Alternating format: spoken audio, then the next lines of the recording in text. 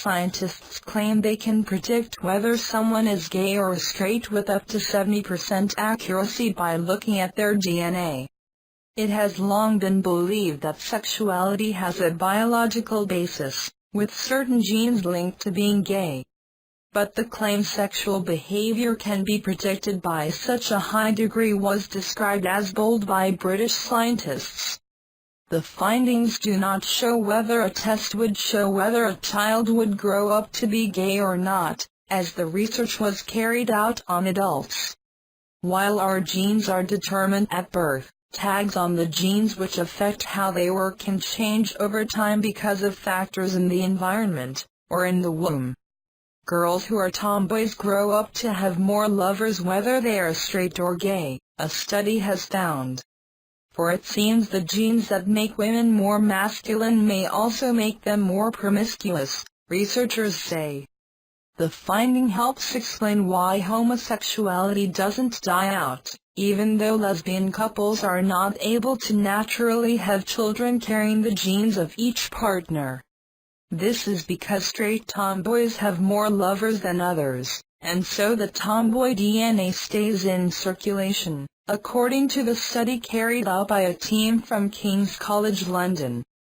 Researchers questioned almost 500 pairs of twins about whether they were attracted to men or women, how many lovers they had had, and about their levels of childhood gender nonconformity if they were a tomboy, and whether they preferred to play with boys rather than other girls. They compared the answers from identical twins, who share all their DNA, with those of non-identical twins, who share only half their DNA.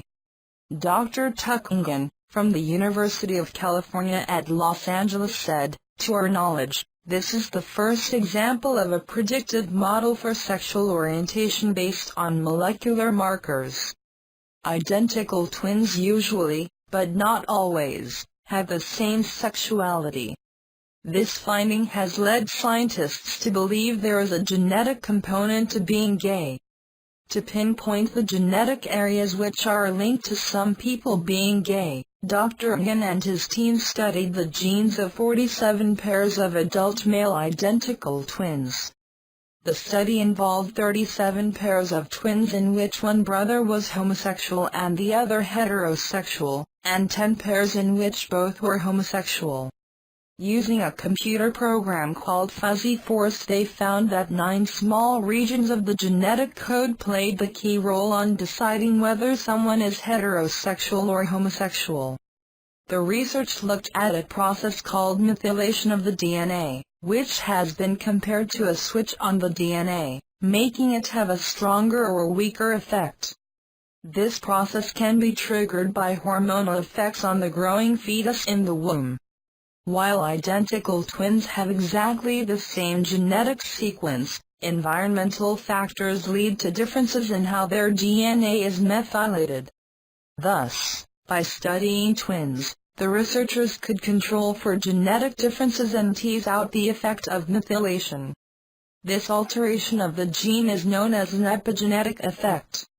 The researchers, who are due to present their findings at the American Society of Human Genetics 2015 annual meeting in Baltimore, say they found distinct patterns of methylation on the DNA that seem to be associated with homosexuality.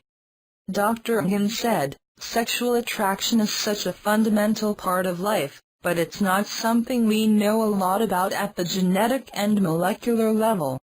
I hope that this research helps us understand ourselves better and why we are the way we are."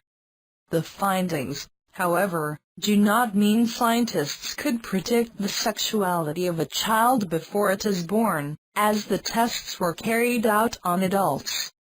By pinpointing distinct genetic patterns that seem to play a role determining whether someone is gay or straight, it could conceivably be a step towards creating a test for homosexuality. Any such test would be highly controversial, not to say unethical, as it raises the possibility unscrupulous scientists could try to decide the future sexuality of designer babies. However, epigenetic changes tend to occur in the womb or shortly after birth due to the influence of the environment. They can also be passed down according to the lifestyle of a person's parents and even their grandparents. But in a further hugely controversial possibility, the findings could lead to scientists trying to alter an individual's sexuality in adulthood by changing the methylation of the genes. Commenting on the research, Professor Tim Spector, from King's College London, a leading expert on twin studies and genetics, said, "It has always been a mystery why identical twins who share all their genes can vary in homosexuality. Epigenetic differences are one obvious reason, and this study provides evidence for this. However, the small study needs replicating before any talk of prediction is realistic." Darren Griffin, professor of genetics at the University of Kent, said, "To claim a 70% predictive value of something as complex as homosexuality is bold indeed. I wait with bated breath for a full peer-reviewed article. While there is strong evidence in general for a biological basis for homosexuality, my personal impression has always been one of multiple contributory factors, including life experiences." Gil McFean, professor of statistical genetics at Oxford University, said, "Without validation of the result in an independent dataset, it is not really possible to know whether there is any substance in this claim." Dr. Christopher Gregg, assistant professor of neurobiology and anatomy and human genetics, University of Utah, said, "Overall, the importance of these findings will hinge on how reproducible they are in future studies that include larger groups of heterosexual and homosexual individuals." Gay and human rights campaigner Peter Tatchell said, "This research claims to be able to predict sexual orientation with up to 70% accuracy. This doesn't sound entirely convincing or reliable. Some people fear the research might be abused by homophobic parents or regimes to test and abort fetuses that have genetic markers for homosexuality. Even if the tests achieved the maximum 70% detection rate, it would still leave 30% undetected.